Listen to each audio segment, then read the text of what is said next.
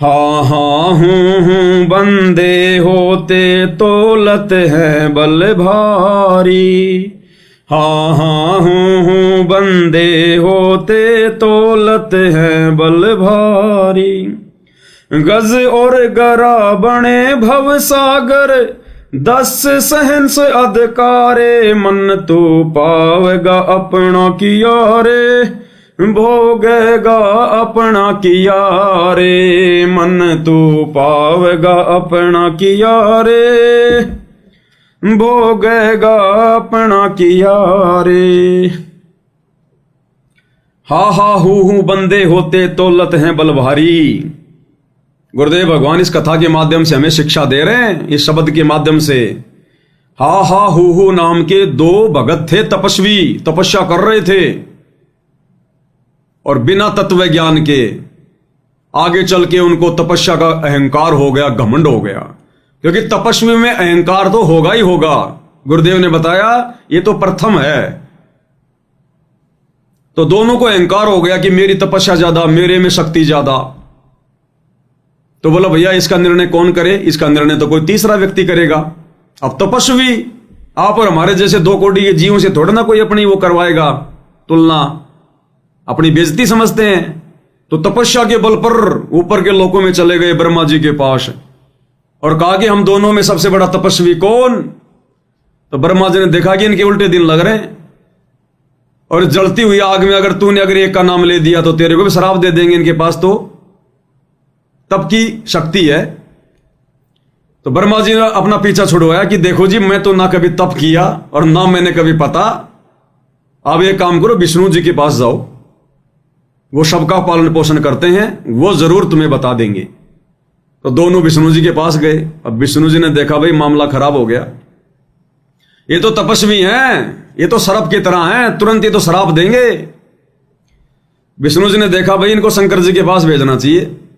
बोला भैया तुम ये काम करो, शंकर जी के पास जाओ, देखो तपस्या वो ही करते हैं, नहीं देखते वो ध्यान में लगे रहते हैं वो। हाँ तो उन्हीं के पास जाओ, वो तपस्वी हैं और उन्हीं को पता है। तो विष्णु जी ने भी आफत को टाल दी। अब दोनों गए शंकर जी के पास में। अब शंकर जी ने देखा भाई मामला हो गया खराब, एक को कहूंगा कि तेरे में ज्यादा तपस्या, दूसरा मेरे को श्राप देगा। तो शंकर जी ने क्या किया, बोला भाई मर्त मंडल में और एक मतंग नाम का ऋषि है भैया, तप के विषय में वो जानता है और वो बिल्कुल तुम्हें बिल्कुल एक्यूरेट बताएगा। और दोनों वहां गए, मतंग ऋषि के आश्रम में जाने लगे। अब सामने गुरुदेव ने बताया कि मतंग ऋषि बैठे हुए थे और मतंग ऋषि शरीर में बहुत ज्यादा हट्टे कट्टे डील डोल वाले थे। तो जैसे ही वो गए, सामने देखा मतंग ऋषि को अट्टा कट्टा। तो एक ने सोचा कि ये तो हाथी के जैसा, भाई हाथी के जैसा। दूसरे के मन में आए तो मगरमच्छ के जैसा है, मतंग ऋषि मगरमच्छ के जैसा। वहां जाके ऋषि को प्रणाम किया। बोले भाई बोलो हम दोनों तपस्वी हैं, हमारा निर्णय नहीं हो पा रहा कि सबसे बड़ा तपस्वी कौन है, सबसे बड़ा भगत कौन है, आप निर्णय करो। तो मतंग ऋषि की बुद्धि काल ने ऑन कर दी और काल ने याद दिला दिया कि देख एक सिद्धि मनवर्ती बतावे। गुरुदेव कहते हैं ना 24 सिद्धियां होती है, एक सिद्धि मनवर्ती बतावे, यानी मन के अंदर हमने क्या सोच रखा है, एक सिद्धि होती है वो बता देती है। तो काल ने बुद्धि ऑन कर दी और मतंग ऋषि ने कहा कि जो तुमने मेरे बारे में सोचा था जाओ वही बन जाओ और अपनी ताकत का खुद ही फिर देख लेना भाई कौन कितना बड़ा ताकतवर है। उसी समय उनके शरीर छूट गए, एक बन गया हाथी, एक बन गया मगरमच्छ। अब सबसे पहली शिक्षा तो भाइयों और बहनों ये मिलती है कि भक्तों ने कभी भी अपनी भक्ति का, सेवा का अहंकार नहीं करना चाहिए। ये उदाहरण गुरुदेव इसलिए दे रहे हैं, ये अन्यथा ये कथा सुना के हमारा मनोरंजन नहीं करना चाहते। भगवान यहां मनोरंजन करने नहीं आता। मनोरंजन तो ये बाकी साधु संत महात्मा बैठे ना रात दिन, अनिरुद्धाचार्य देखो, धीरेन्द्र शास्त्री देखो, कैसे लोग उनके शॉर्ट वीडियो बना के डालते हैं, रील बना के डालते हैं, वो मनोरंजन ही कर रहे हैं लोगों का सारा दिन। तो भगवान यहां यथार्थता बताने आता है, जगाने आता है कि वो गलती फिर हम ना कर दें, क्योंकि हम भी भगत हैं, हम भी तपस्वी हैं।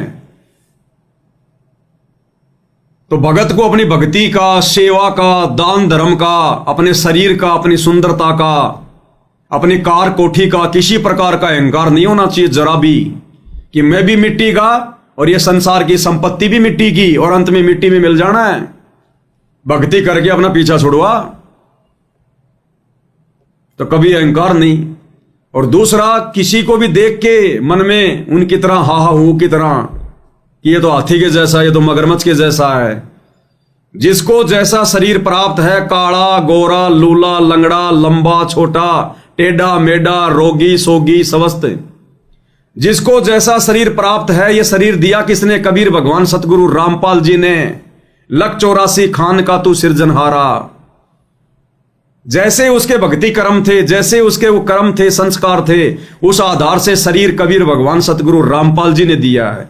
और भगवान के द्वारा बनाई गई वो संरचना, उसके ऊपर उंगली उठाना, हंसना, उसका मजाक करना, ये भगवान का मजाक करना है।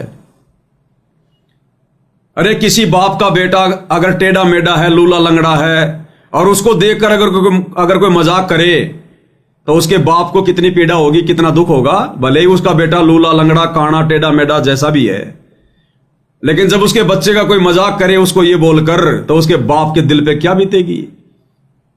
तो ये तो अंतर्यामी परमात्मा है, इसको तो देखने और बताने की भी जरूरत नहीं है, तो सब जानता है, घट घट में बैठा है।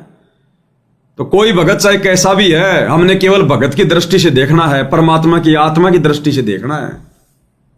तो ये दो शिक्षा हमें यहां मिलती है। और उसके बाद में गुरुदेव ने बताया, जब एक बन गया मगरमच्छ और एक बन गया हाथी, और उनके अंदर तो फिर पूर्व जन्म की वही कुबद, जैसे दोनों जवान हो गए। एक दिन हाथी पानी पीने गया था, मगरमच्छ ने पैर पकड़ लिया।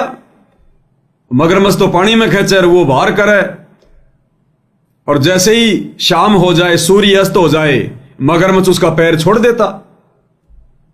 हाथी फिर अपना खा खू के खुराक फिर आ जाता दूसरे दिन, अभिमानवश पैर पकड़ाने के लिए, क्योंकि वो कुबद वहां भी, उस योनि में भी फिर आ गया, अपना पैर पकड़वा दिया। पूरा दिन उनका ये चला, शाम को फिर छोड़ दें। तो गुरुदेव कहते हैं 10,000 वर्ष बीत गए, 10,000 वर्ष उन दोनों को, गज और गरा बने भवसागर, 10 सहंस अधिकारे, 10 सहंस, 10,000 वर्ष बीत गए। अहंकार। अंत में जंगल के आसपास का भोजन समाप्त हो गया, पेड़ पौधे, और बाकी हाथी भी उनका साथ छोड़ दिया कि इसको कब तक खिलाते रहेंगे, इनका तो रोज का ड्रामा है। अंत में हाथी इतना दुर्लभ हो गया क्योंकि हाथी को उसकी खुराक मिली नहीं, और मगरमच्छ तो पानी में जानवर खाए। अंत में मगरमच्छ ने उसको खींच लिया। और गुरुदेव ने बताया कि जब हाथी पूरा पानी में डूब गया, तो कोशिश तो करता है आदमी अपनी जान बचाने का, तो हाथी नाक से सांस लेता, सूंड से, सूंड को उसने ऊपर कर लिया, और सूंड जब उसकी जरा सी बच गई, इतनी सी, और हाथी ने देखा कि अब तू आज मरेगा, आज तेरा जीवन शेष नहीं है। अपने प्राणों की रक्षा के लिए आत्मा से उसने परमात्मा से पुकार की थी, हे गुरु जी कहते हैं ये है वो ररंकार धुन, अपने प्राण बचाने के लिए कि बस अब तू मर गया, तेरा जीवन शेष नहीं है। हाथी ने डूबते हुए जरा सी सूंड बची थी, उसकी चावल के दाने जितनी, तब उसने उस भाव से परमात्मा को पुकारा, आत्मा से, हे राम, मतलब राम भी पूरा नहीं कह पाया।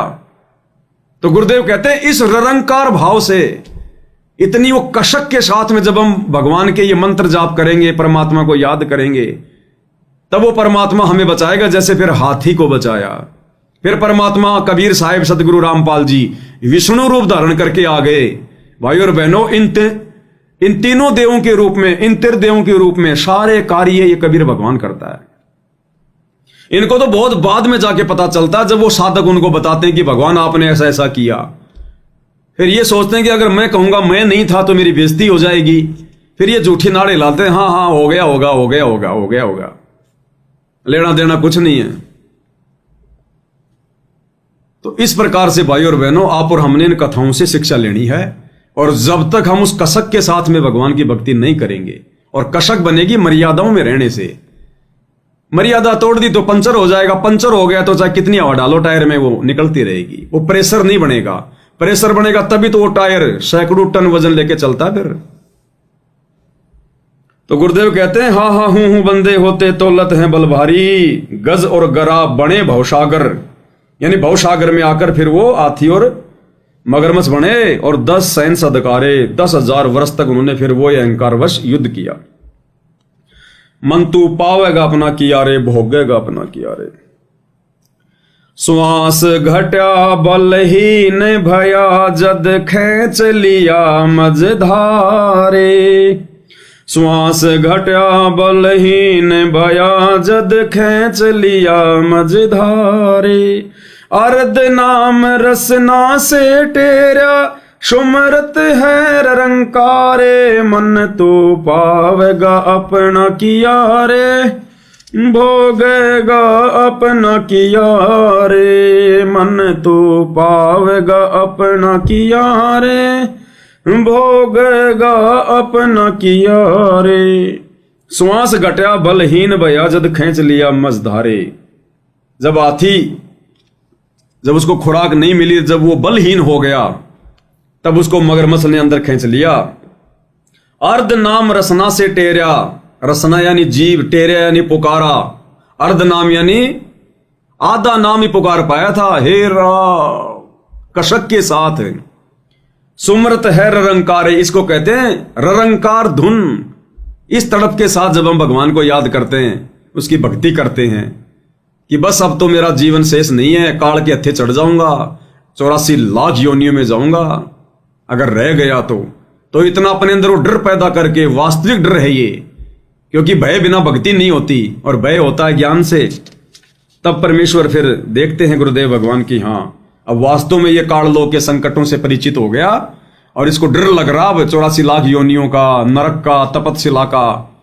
तब परमेश्वर फिर हमारी अंदर की बात को जान के फिर परमात्मा सतलोक की दया करेगा। नहीं तो भाई और बहनों, ये कलयुग की बिजली पीढ़ी आप और हमने गिनती नहीं है, इतनी निकाल दी हमने। मन तू पावेगा अपना किया रे, भोगेगा अपना किया रे।